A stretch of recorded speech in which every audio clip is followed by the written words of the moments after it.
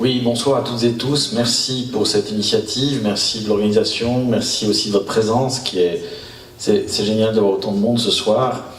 De dire aussi que je ne vais pas pouvoir faire long parce que le Parlement continue les débats budgétaires et reprend à 20h30, toujours avec mon département. Je préférais rester avec vous parce que là où ils coupent dans les budgets, c'est moyennement drôle, mais évidemment je dois être là quand même pour défendre et argumenter. Donc je ne pourrais pas faire très longtemps. Mais effectivement, c'est bien de faire le point, ça permet de rassembler les énergies, les arguments aussi, concrets d'ici et d'ailleurs. Genève se prétend depuis toujours, enfin depuis en tout cas l'époque de Calvin et même avant, cité de refuge. Dans la pratique, on n'est pas toujours aussi exemplaire qu'on souhaiterait l'être. Alors après, c'est toujours relatif parce qu'on fait déjà beaucoup, j'y reviendrai. Mais c'est clair qu'on peut faire encore plus et que ça génère des débats à la fois intéressants, pas toujours simples. Alors pour revenir à ce fameux soir de juin 2014, il se trouve que j'étais par hasard en séance de travail un lundi soir, ça arrive aussi le soir, et qu'on m'a appelé pour me dire qu'une manifestation comportant aussi bien des migrants et des requérants d'asile notamment que des militants ici associatifs était en train d'entrer ici à la maison d'art de Grutli, sans qu'on sache à ce moment-là évidemment les motivations, enfin en général oui, mais par rapport au Grutli non.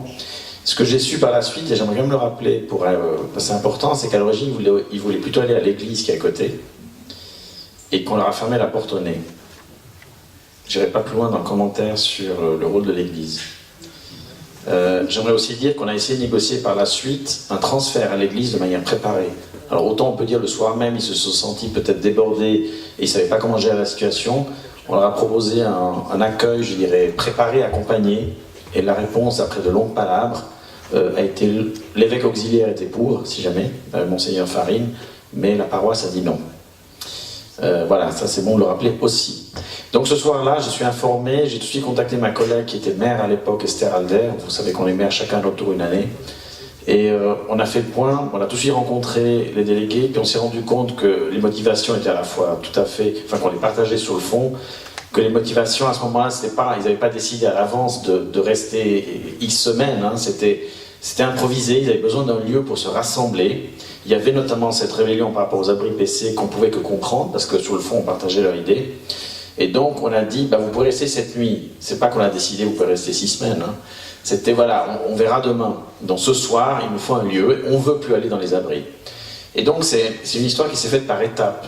Et effectivement, si j'avais voulu, cette maison dépend de mon département, j'aurais pu empêcher de rester, j'aurais pu demander une évacuation.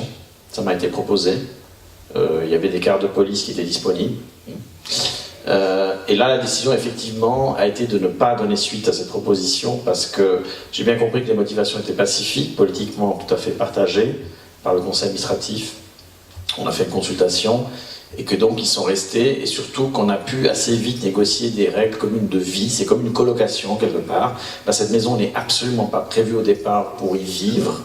Il y a plein d'activités dans cette maison, je pense que vous les connaissez de toutes sortes, y compris la nuit, mais pas forcément pour y dormir. Heureusement, il y a quelques douches, d'ailleurs liées aux ateliers de danse. C'est le seul endroit où il y a des douches, parce que c'est des questions basiques qui se posent très vite. Hein. Je vais vous occuper de questions tout à fait basiques, de nourriture, d'hygiène. Je ne veux pas faire trop loin là-dessus, mais pour dire qu'on a pu, ce qui est génial, négocier des règles de coexistence, ce qui fait que, je tiens à le dire, les activités de cette maison n'ont à aucun moment été mises en danger. D'ailleurs, les différents acteurs culturels de cette maison, théâtre, festival, des gens qui travaillent, les publics, le bistrot bien sûr, typiquement il fallait que le matin ils rangent leur matelas, qu'ils laissent travailler les gens, le public. Il se trouve qu'on a eu de la chance, c'était en juin, il faisait beau, donc la journée ils étaient plutôt en bas. On a aménagé un coin cuisine, il a fallu installer une cuisine. Donc ça a été tout un apprentissage de vie commune qui s'est très bien passé. Et c'est évident que le but principal qui était d'offrir une plateforme publique, politique et médiatique a bien fonctionné. A attiré l'attention sur la situation des abris, et même si je pense que pas tous les conseillers d'État seront d'accord si je le dis ainsi, ça a très clairement aidé à une mobilisation, une prise de conscience sur la situation des abris, et donc accéléré aussi les décisions politiques, plus du canton du coup, parce que c'est l'hospice général. Alors l'hospice général, quelque part je les plains parce qu'eux ils sont au bout de la chaîne, ils doivent accueillir quoi qu'il arrive, où ils peuvent, et s'ils n'ont rien d'autre, ils vont à l'abri. Après, on a essayé de trouver des alternatives à la maison de Grutli, mais j'avais quand même le souci que ce n'est pas un endroit pour vivre, y compris pour les personnes concernées. On a proposé des centres sportifs qui souhaient être en congé à ce moment-là, mais il y avait plein d'arguments du genre, oui, mais c'est pas assez solide, vous comprenez, c'est des personnes qui ont tendance à se bagarrer, il y a eu plein de clichés qui sont sortis, vous allez avoir des installations qui vont être fracassées, etc. Ici au Grutli, je crois qu'il n'y a eu absolument rien de cassé pendant tout ce temps-là. Donc si les conditions d'accueil sont favorables, bon, ils étaient aussi conscients qu'il fallait évidemment jouer le jeu, mais même au-delà de ça, donc il n'y a eu aucune forme de vandalisme, de dégâts, enfin bref. Donc c'était une expérience qui n'a pas été simple, ça nous a demandé beaucoup de temps et d'énergie, tout un dispositif, on a engagé un assistant social, il y a mon unité sécurité préventive qui a été très présente, l'équipe ici, ça n'a pas été simple, je ne dis pas que c'était une espèce de promenade toute facile, parce qu'évidemment il y avait des tensions entre eux, il y avait des tensions, moi les histoires, oui machin il m'a volé le truc, enfin je ne suis pas en train de décrire une situation idyllique, mais on a pu le gérer, à un moment donné ils ont accepté d'aller à la salle communale du Faubourg, à Saint-Gervais, parce qu'il fallait tôt ou tard qu'on récupère les espaces ici, quand d'ailleurs l'Église a refusé de les reprendre à côté. Mais disons, ça a quand même contribué. Alors, depuis, les abris n'ont pas entièrement disparu, mais c'est vrai qu'il y a toute une série de projets. Alors à Genève, tout projet de construction d'aménagement prend du temps. Même nous, villes, parfois, on est dans une situation de contradiction. L'Hospice Général et le canton veulent par exemple installer des baraquements durs près de l'Opéra des Nations, à la campagne Rigaud, près du collège Sismondi, donc vous voyez dans ce parc. Et puis il y a eu des tensions, oui mais c'est pas le bon endroit. Ben, c'est jamais le bon endroit. Même mon collègue Pagani disait, ah non surtout pas là, il y aura des recours. Parce qu'à Genève il y a des recours surtout.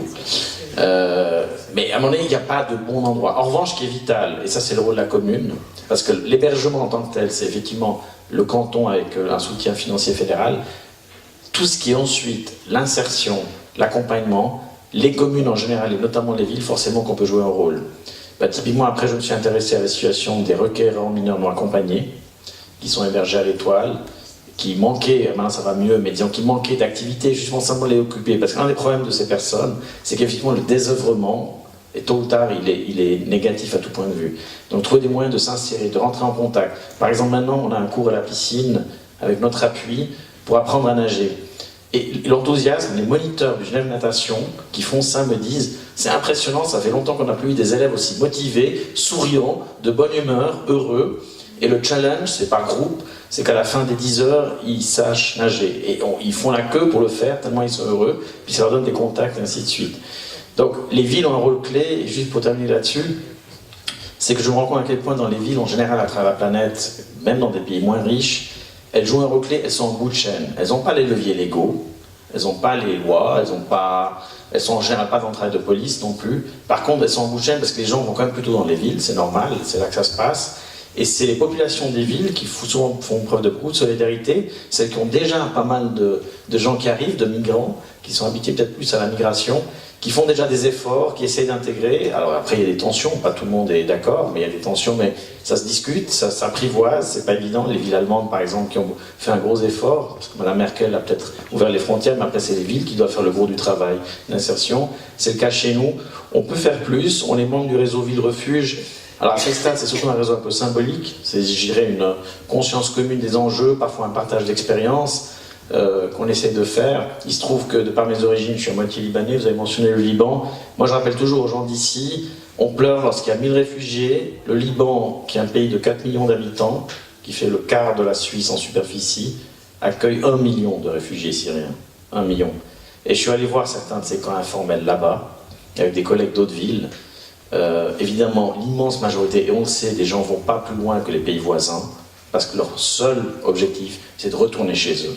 Et je rappelle quand le maire de Montréal a dit à une famille syrienne qu'on rencontrait dans un de ces camps, mais venez à Montréal, le Canada en ce moment a vraiment une politique d'ouverture, ce qui est vrai. Et la famille a répondu, mais qu'est-ce qu'on va aller faire au Canada? On vient d'Alep, on attend que la guerre se termine, et on veut rentrer à Alep. Autant pour ceux qui prétendent, ces gens ne rêvent que d'une chose, de venir chez nous. Effectivement, il y en a qui viennent chez nous, qui tentent leur chance, et c'est tout à fait légitime et humain, mais c'est une infime minorité par rapport à ce qui se passe dans les pays voisins, et qui portent toute la charge. Et au Liban, on dit toujours que c'est un miracle, ça marche, mais c'est de plus en plus tendu, parce qu'évidemment, ces gens font concurrence aux Libanais pauvres sur le marché du travail, l'accès à l'eau, l'accès à la santé, et donc on devrait déjà aider beaucoup plus les gens sur place, en attendant qu'un jour peut-être la situation s'apaise en Syrie. Donc voilà, les villes ont une grosse responsabilité. On est en ce moment de nouveau, vous voyez les négociations pour implanter justement des logements pérennes, et il faudrait le faire de manière permanente, parce que Comme ça a été dit, la migration, c'est pas nouveau. Il y a des phases comme ça qui se renouvellent. Il y a eu la guerre des Balkans, il y a eu plus anciennement dans l'histoire les pays communistes avec 56 en Hongrie, 68 plus tchèques, ou même la guerre mondiale, ou même avant. Des phases migratoires, il y en a régulièrement, et on fait chaque fois semblant, ah zut, on n'est pas prêt. Oui, il faut à Genève quelques milliers de logements pérennes pour ces personnes. Alors il y en a pas mal qui sortent de terre lentement, pas assez vite à notre goût, mais qui viennent. Mais effectivement, c'est pas simple. Vous avez vu la ville de Tonnet qui fait recours sur recours pour empêcher un centre sur leur territoire, parce que là, c'est un peu le phénomène. Oui, c'est bien, mais pas chez moi. Et le territoire genevois, il est petit. Mais je suis sûr qu'on a la place pour le faire correctement.